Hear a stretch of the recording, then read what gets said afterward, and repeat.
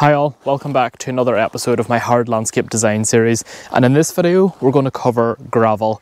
Now in this series we're going to cover clay pavers, limestone, sandstone, porcelain and concrete paving products, and I know gravel technically might not exactly meet the brief of hard landscape design, but it is a possibility for patios, pathways, etc.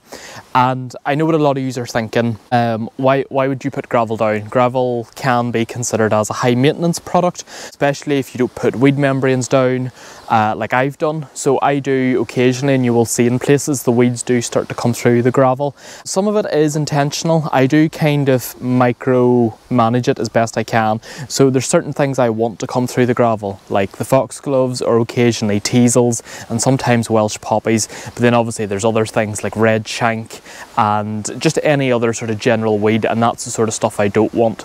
Now if you have been following me for a while, you will know that I actually completed this area in April 2020, and as we all know, we weren't doing much in April 2020, but I took that time because obviously I was at home a lot. I couldn't go anywhere like the rest of the world, and I thought, right, you know, let's pull my finger out and let's do something. I'm trying to do this garden on a budget as best I can. It's just myself funding it.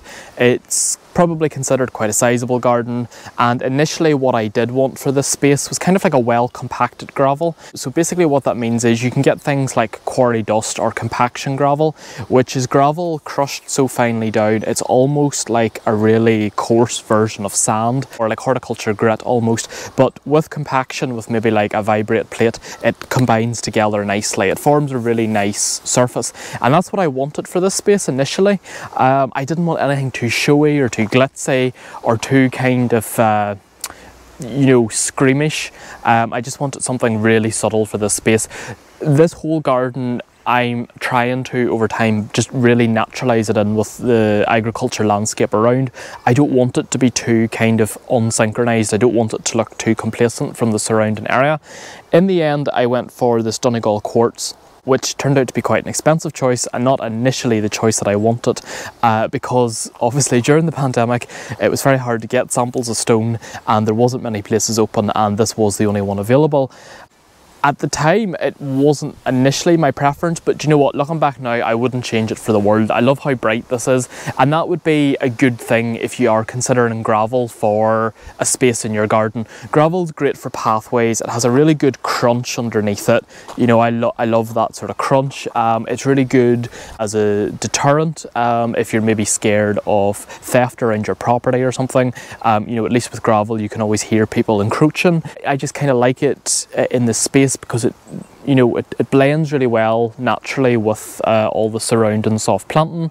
And then I done these two circular lawns in the middle, and the whole purpose of these was I wanted them to look like rugs.